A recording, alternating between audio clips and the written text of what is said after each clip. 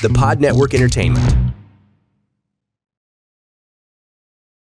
Ladies and gentlemen, our special musical guest, Bruno Mars.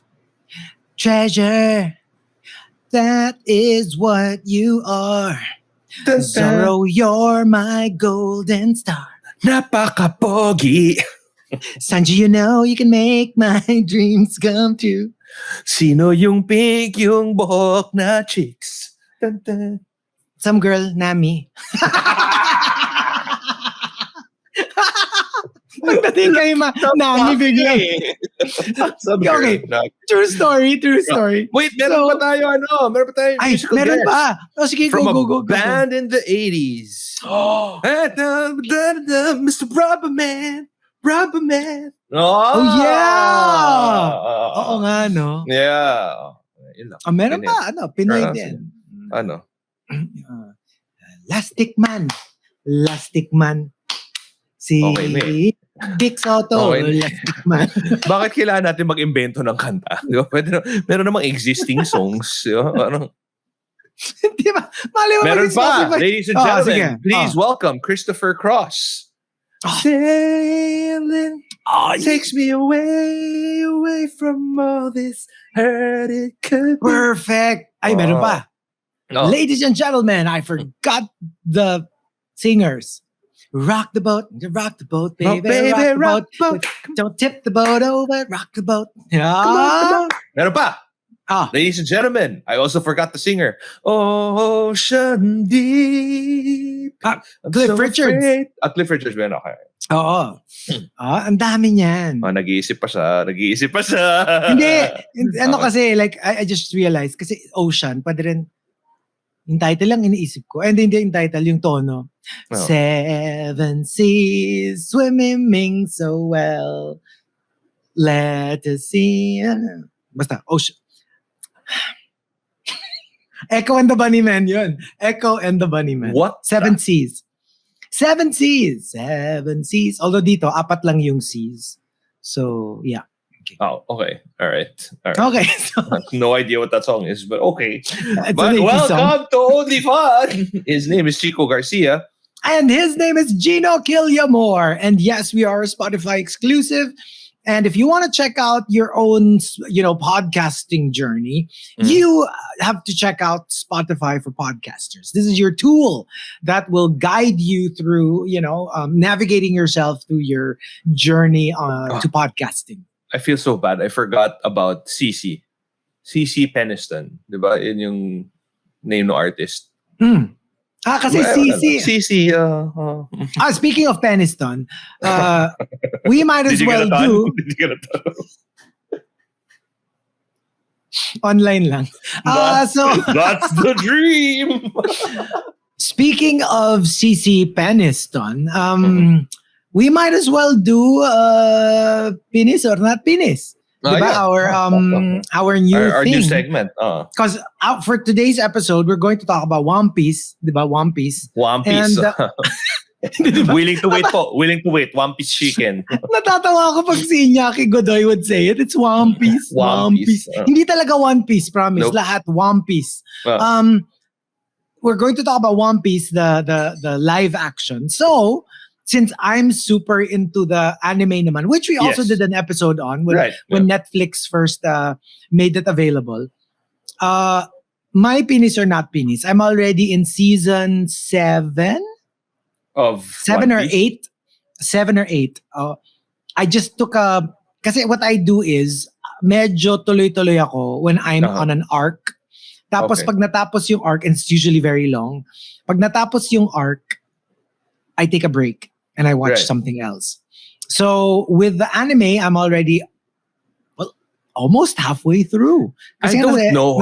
Nasa 8 na ako season 8. I don't know how they're going to do a live action of all of the episodes of One Piece. Oh, for sure. Diba? Kasi parang... For sure. I mean, obviously, in the first episode pa lang, you see that they condensed a few episodes already into just one episode. Mm-hmm. But man, that is a long-ass journey to get the, you know what I mean? That's true. Hindi, tsaka yun nga like, I just finished the Skypiea arc. So, they're back. on the Blue Sea. Okay. Wait, when you say Skypiea, what is that? It's the island in the sky, like literally. Oh. Their ship went to the sky, Wow. and so now they're back. They're back. They call it the Blue Sea. Yung White Sea, yun yung sa clouds. Okay. Pero yung Blue Sea, yun yung our sea, the actual, Earth Sea, where they the started actual, out in. the actual ocean. So I So stopped first. okay, because I only ever caught like the first, I don't know, maybe 2-3 episodes of the anime, and then for the TV show, the live action adaptation, I only caught the first episode. So I'm at the whole Grand Line thing. Okay. What is the Grand Line? Okay, the Grand Line basically is parang a treacherous. Hindi naman, pupuntahan mo siya, pero it's the most dangerous part of the entire planet. Parang yung mga sea kings, yun yung mga gigantic sea monsters. Lahat nandun, all the most brutal pirates are all there. Like kung regular tao ka, you'll never survive 5 minutes. Okay. In the Grand Line. But that's where the One Piece is. So if you want the One Piece, you have to go to the Grand Line. Which is just basically a stretch of ocean na paikot. Right. Parang paikot siya. Pero manipis siya. So dadayuhin mo siya talaga. And it's hard to get there. Okay. That's an arc in itself. Like how they get to the Grand Line. Right, yeah. So, I've been waiting for this kasi nga medyo sakto yung, di ba, I've always wanted to watch One Piece, but because I couldn't get on board Crunchyroll, parang tinamad Inantay ako. mo Kasi na lumabas sa Netflix. Lumabas sa Netflix. Kasi I remember when we went to Japan in 2018, 2019, nakita ko nandun sa Netflix. Sabi ko, yay! It's available on Netflix here. I can watch, while I'm here, I'm going to watch as many episodes as I can. Only to find out that Netflix Japan doesn't give you English subtitles. Walang subtitles. I was like, no. So I was so happy when they came out with it, not knowing na kaya pala nila finally nilabas after all these years. Because they acquired the rights to it. They acquired the rights, di ba? Pero sakto nung labas. Kasi nga, di ba, nung una parang 4 seasons lang yung nilabas nila. Tapos I was like, or 5, and then I was like, oh no, paano yan? I want to watch all of them. So mukhang I'm going to have to get Crunchyroll after this. Tapos nung nasa mga fourth season na ako, biglang naglabas ng extra 2 episodes, 3. Parang hanggang season 8, I was like, yay, sakto. Tapos nung papatapos na ako sa 8, tama-tama naglabas sila ng 2 more, so hanggang 10. So I have a feeling, hopefully ilalabas nila lahat so that I don't. I think so. I think they're probably just kumbaga parang not releasing it all at once. You know what I mean? But I'm pretty sure that they'll release all the other. Pero ang perfect nung pace. Wait, tapos na ba ang One Piece? Not yet, but it's supposed to be. Okay, technically. So wait, after, what is it? 11 seasons na siya? No, like 20, parang ganun. 15, 20. All right, so you're telling me that after 15 to 20 seasons of how many episodes each season? Actually, 20 seasons siya. 20 seasons. Yung ongoing parang I'm not sure though, pero parang 1,500 total mga ganun ish. And they haven't found the One Piece yet. They have not found the One Piece yet, but are they at the Grand Line at least? According to Oda, they are on their final arc. So, but of course, one arc can take years sometimes. Yeah, that's true. Hello, isang tira nga lang ng basketball sa Slam Dunk, 3 weeks. Right? So, it could drag on, especially because it's the last season. Right. And some of the seasons are ridiculous. Yung iba talagang 20 episodes, that's fine, that's one season. Yung iba talagang like, what? This is one season? Parang ang haba na, di ba? And yun nga, like the Skypiea, it's just technically one arc, but it's stretched to 2 seasons. So, 2 seasons. I don't know why they split it pa, when in fact, it felt like one extra long season.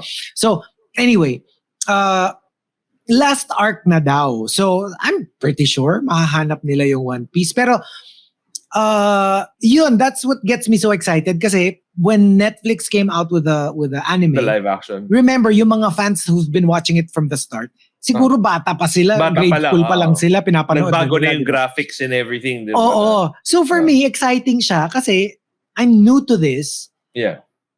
Like, ang fresh. Fresh na Right. fresh talaga yung... Kasi like ako, I'm thinking if I were watching One Piece, like kunyari Naruto, for example. Pag biglang merong Naruto na yung big ano talaga na Netflix will come up with a live action. Yeah. Parang I have a feeling I have to go back and watch the start. You're right. Yeah. Because, As you know, a refresher. kasi I finished it na. So, hello, nakalimutan ko na syempre how it started. So, I would have to rewatch it. With One Piece, I don't have to because it's fresh. I Because just you had started just watched watching it. it. But So- I must say though, kabado ka ba when this came out? Kasi I mean, obviously, like we've always known na anime into a live adaptation has always been tricky. Yes. And you know how, kunwari, ako, I love Rurouni Kenshin, Samurai X. Watched it as a kid, the anime. And then eventually when it came out in movies, I was like, don't get me wrong, I like the movies, but it's very different from the anime. Like, for example, Kenshin is not funny at all in the movies. Like, he's super serious. Alam mo yun, parang, as opposed to the anime na ang goofy niya, pero serious when he needs to be. Which is one of the things that parang I didn't necessarily love about Samurai X, but I understood where they were coming from. Na parang, paano mo kasi ipoportray yan in real life, di ba? Na parang, ang goofy-goofy niya, tapos biglang maging maayos siya. Alam mo yun, parang, like, it was just tricky ground to be on. So they decided to, you know what, let's just stick to like a serious version of Kenshin Himura. And then I watched One Piece. And I didn't think that they would be able to pull it off.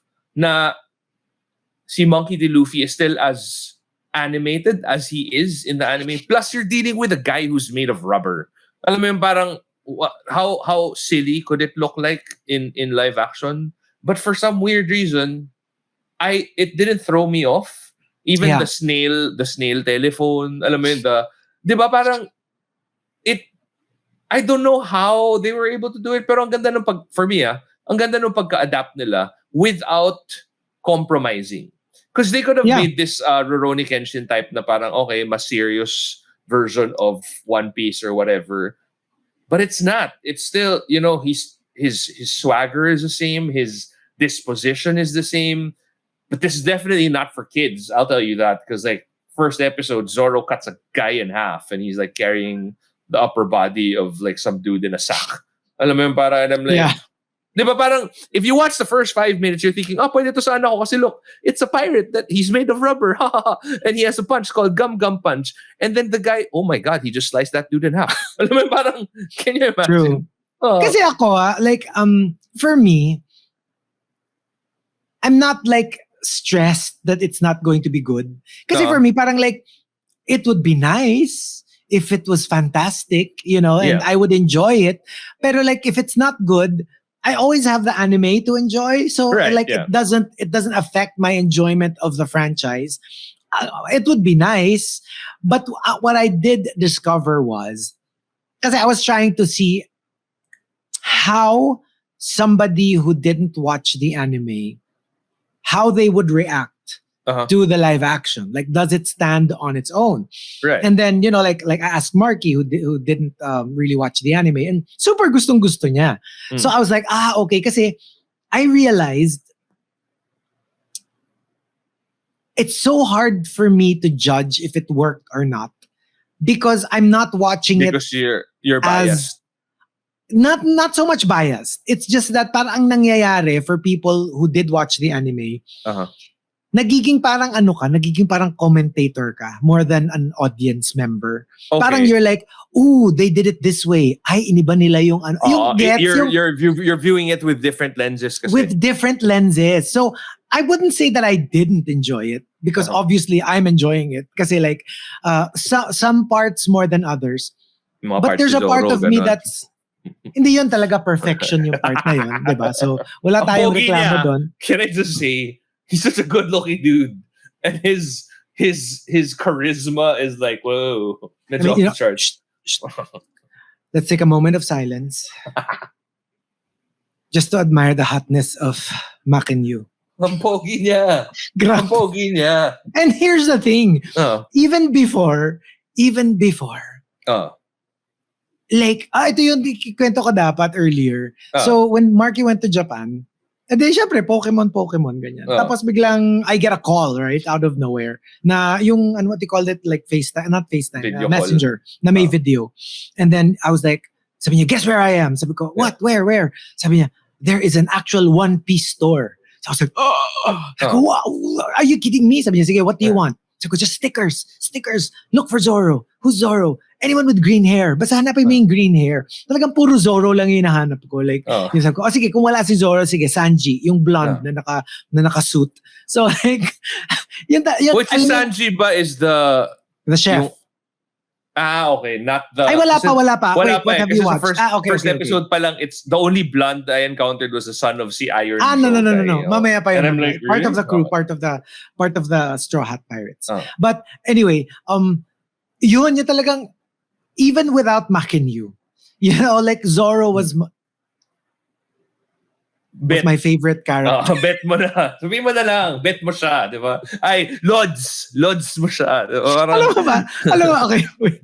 Okay, this is just for the ones, hopefully you're watching this podcast on video.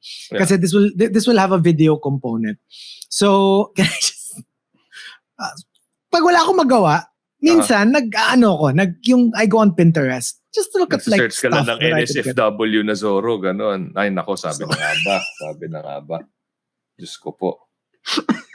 Stop it. Chico, this is a family show. So, alam mo yun, Zoro was my favorite. Plus, okay, outside of his hotness and his shirtless scenes in anime, which is so inappropriate for me to be admiring too much. At your age. Tanggalin mo yun, ha? It's inappropriate, even at any age. Grabe to, talaga kailangan ipasok yun at your age. Anong kinalaman nun, ha? So anyway, yung parang like, outside of that hotness, siya yung parang, well, of course, Luffy. Pero alam mo yung, meron akong whatever it is they're going through, I always have that, kung nandito si Zoro, you know, like, alam mo yung parang siya yung safety net ko dun sa because he's crew the badass. Alam mo yung he's the badass. I mean, Luffy kasi is powerful, pero parang hindi niya alam just how powerful he is. But Zoro is like, he's going to protect you, you know, and everything's going to be okay. Kasi after that, you know, I'll just collapse in his arms. Lumalabas yung baby girl like, tendencies mo. Please, protect me, daddy. Yung parang, Zoro! Ba't mo ako sinave doon sa mga ibang pirates? Ba't mas gusto mo ako kaysa kay Nami? Alam mo, ikaw yung mga damsel in distress na parang bahala ka dyan. Sige, malunod ka. Hindi, totoo. Like, so he's super favorite. Super favorite. Right. But yun nga, that's what I noticed. Yung parang, I do enjoy it. Don't get me wrong. Meron lang ako nung parang, when I think of people watching it, you become critical because you've seen the anime and fairly not so much critical. Parang like, for example, okay, so nasa episode 1 ka pa lang. There's a villain dun sa origin ni Usopp. Wala pa rin yata si Usopp sa episode 1, pero one of the crew. Kasi they'll go through the different they'll show you how he recruited all of them. Uh-huh. So iisa-isahin nila yung origin story, which takes so much time in the anime. Like for example, yung arc ni Usopp, ang haba nun, yung arc ni Nami mahaba yun, etc. So meron lang like kunya the villain dun sa storya ni Usopp. Parang dun sa anime, parang they showed just how powerful he is. Right. Like, even si Buggy the Clown. Umabot ka na ba kay Buggy? Episode 2 siya.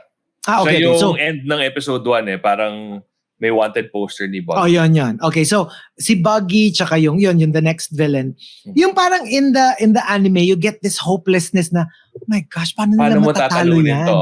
Because there's so much time set up. There's so much time to show just what happened and how powerful they are. To give them a backstory. And how many times they lost. Yeah.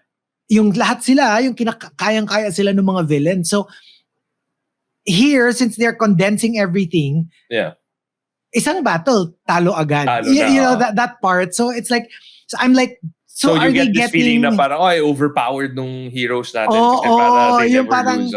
Kasi that's the appeal of the Straw Hat Pirates. Parang, they're not particularly, I mean, when you think about it, sila, kumbaga. Sa dinami-dami ng devil fruits, parang yung olats yung kay Luffy na talaga naging rubber ka lang. Yung iba ang powerful talaga nung nakukuha nilang powers, 'di ba? So yun, it's that part na parang so the people who are just watching this, the live action, are they getting a sense of just how powerful these villains are? It's Or a lot like parang- how think of yun lang. Parang Haikyuu. If they were to come out with a movie for Haikyuu, obviously they won't be able to go through all of the training that they did, the volleyball games that they lost.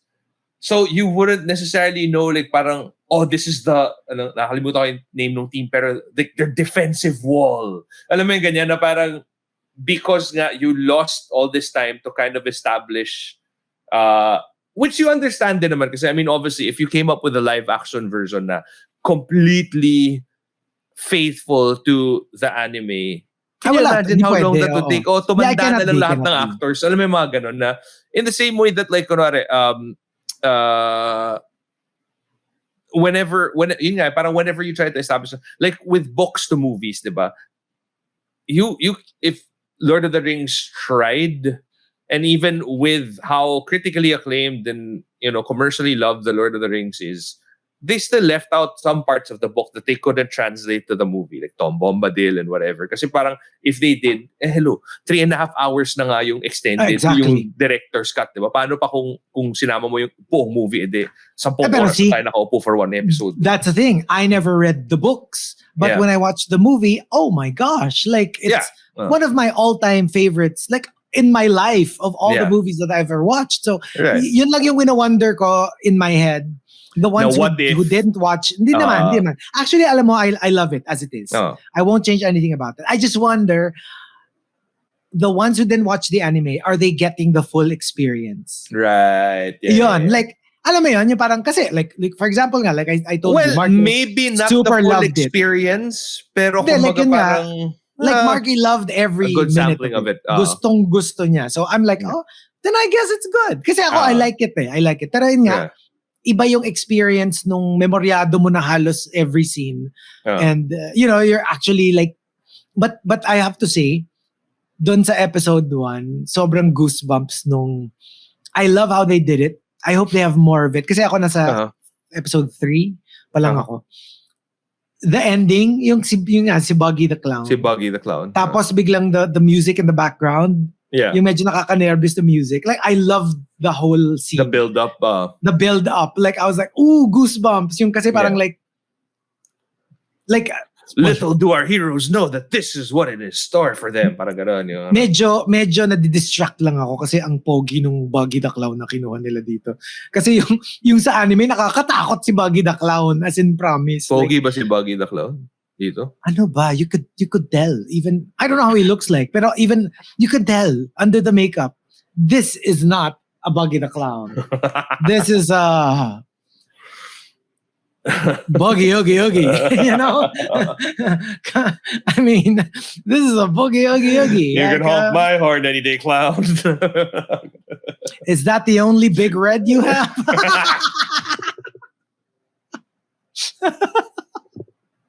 Hindi. Sige. Hindi. Because you haven't seen episode 2. Pag nakita mo episode 2, you will see it. Okay. Yung parang alam mong gwapong actor yung kinuha nila na nilagyan lang nila ng, like imagine who's like Brad Pitt. Like kahit gawin mo siyang clown. Alam mo na pogi to sa ilalim ng makeup. But yeah. Super loved it. I really super loved it. And for me, part of the excitement is knowing that, kala ko nga 10 episodes, 8 lang pala. Knowing how much material they have.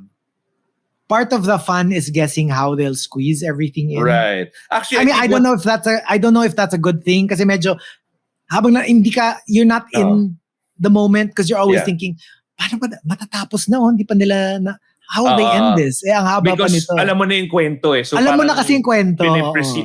I get it. But I think what it does also is, like for me, I watched first 2 or 3 episodes of the anime, stopped because like there's just so much. And then I watched this.